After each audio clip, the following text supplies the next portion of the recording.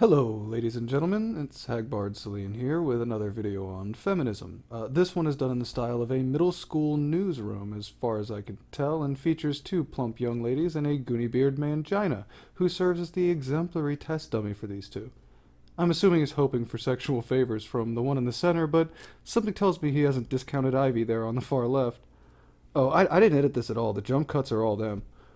Well, that's enough insulting these jokers without at least giving them a fair shake. Here goes. Hello, weeklies! Happy Friday! That's what I say. Oh, this is gonna hurt. So this week's topic is about a very controversial subject. Abortion, religion and politics, the moral application of scientific advancements. Feminism. Yeah, I should have guessed. Fine. So let me guess, this is the pedantic definition portion of the program? Feminism, the social, political, and economic equality of the sexes. Congrats! You now know the basic idea behind feminism. Good. I just love being talked down to by a fucking child. So the reason that it's so controversial is because feminism can be seen as a positive thing or a negative thing. And unfortunately in today's society in North America, it's mostly viewed as a negative thing by a lot of people. And I wonder whose fault that is. A lot of fuckboys. Exactly. So today I brought in two guests. This is Carberry and this is Ivy, and they're my friends. You mean tools? They're not just strangers off the street. Please help me! So I thought they would be good to offer different perspectives on feminism, and they just know a lot more about it than I do, so. Wait, so you presume to lecture others and call all your dissenters fuckboys in spite of your own admission not to know much about it? Oh, for fuck's sake. Basically why I brought them in. So Carberry here has a different perspective than me and Ivy. He still considers himself a feminist, right? Oh, he'd better call himself a feminist. Yeah, but he is just showing you what a guy's role could be in the world of feminism. Is that okay? Take it away. So essentially when I started learning about feminism, and even still to this day, I always have to check back in with myself and just kind of wonder, like, what is my role within feminism? What is my place within feminism? Am I overstepping any boundaries? Oh, but I'm the fuckboy, eh, King Beta? And I just feel like, obviously, I would encourage other males to be feminists By your example, you mean feminine. and to speak up when they see, like, any sort of, like, injustice happen, like, if they're out in public and they see a guy, like, being rude to his girlfriend or like something, you can just be like, hey, that's not cool. Or Jesus, how pampered do feminists expect to be? Being rude is not allowed because vagina, I guess? anything like that.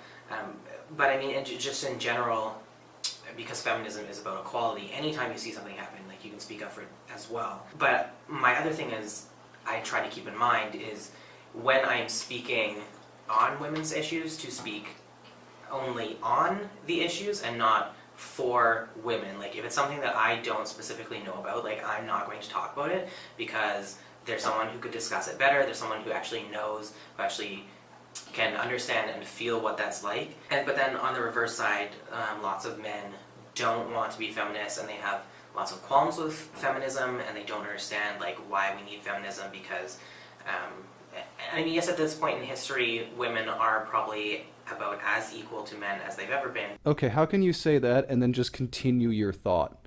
But there's still a lot more work to do.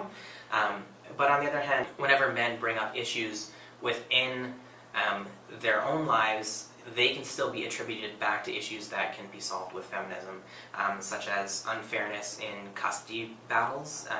Even if the male is the more fit parent, the majority of the time the woman will still get custody of the children. In cases of men being assaulted, sexually or otherwise, it comes back to a weakness of the victim, and men don't often want to be seen as weak, so it doesn't get discussed.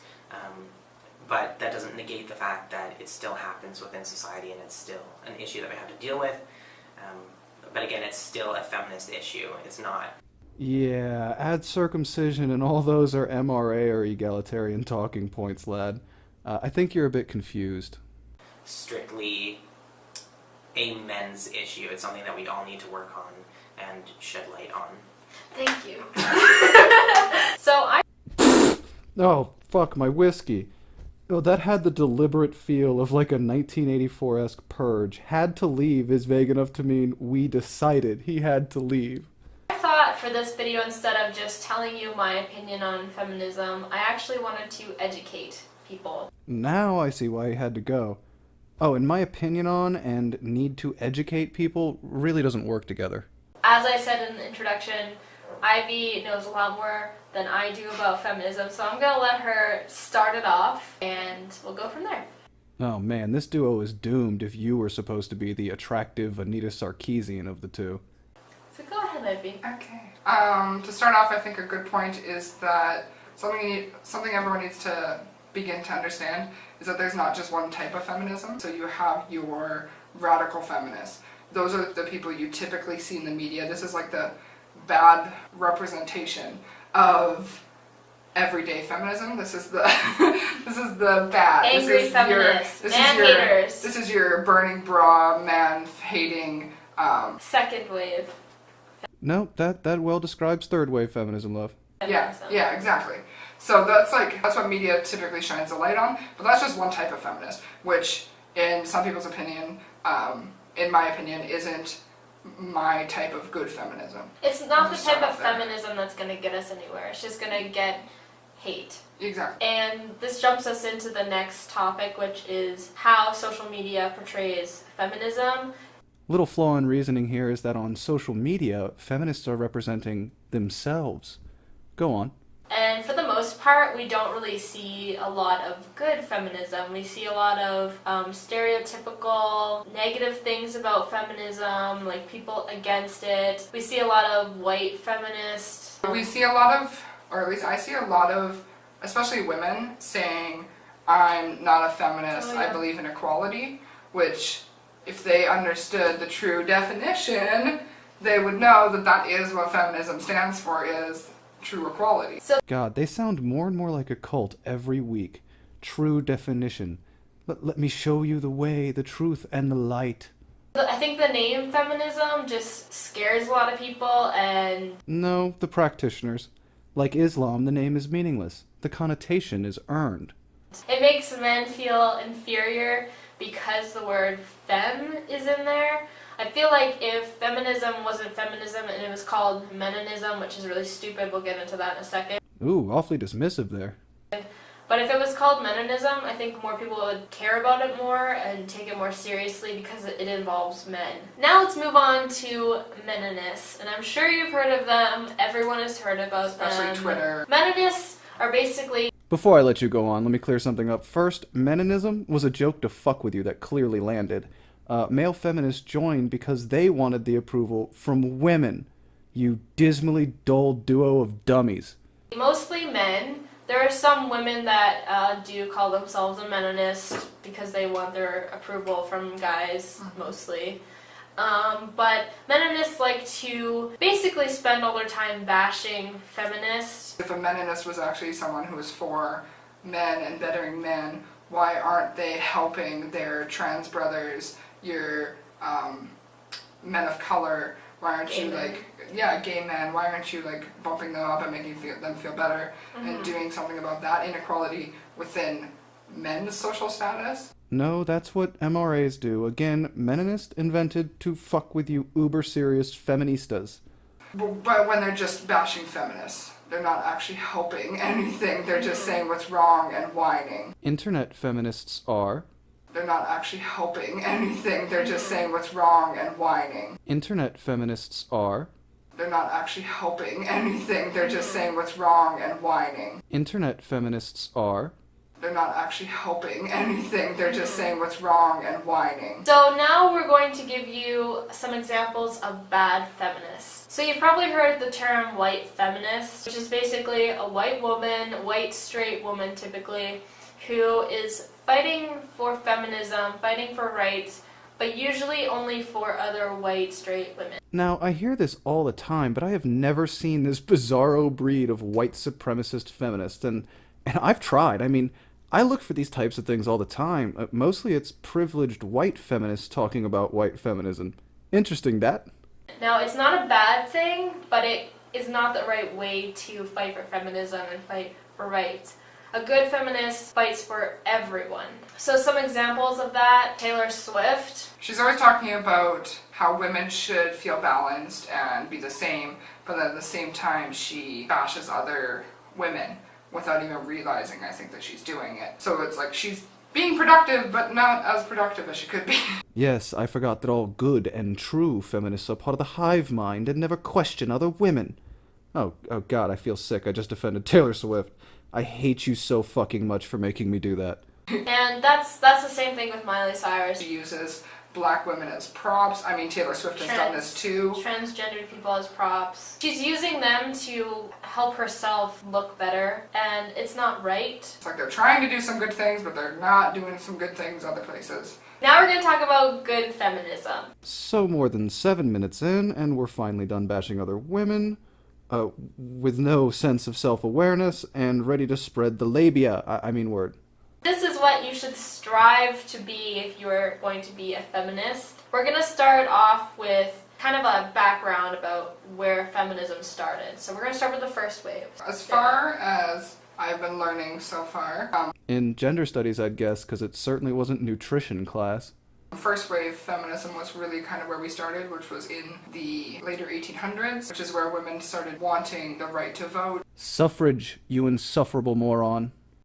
And starting to fight for those type of things. And I mean, it took quite a while for at least white women to get the right to vote. Non-landowners, love, do some research. Women voted who owned land.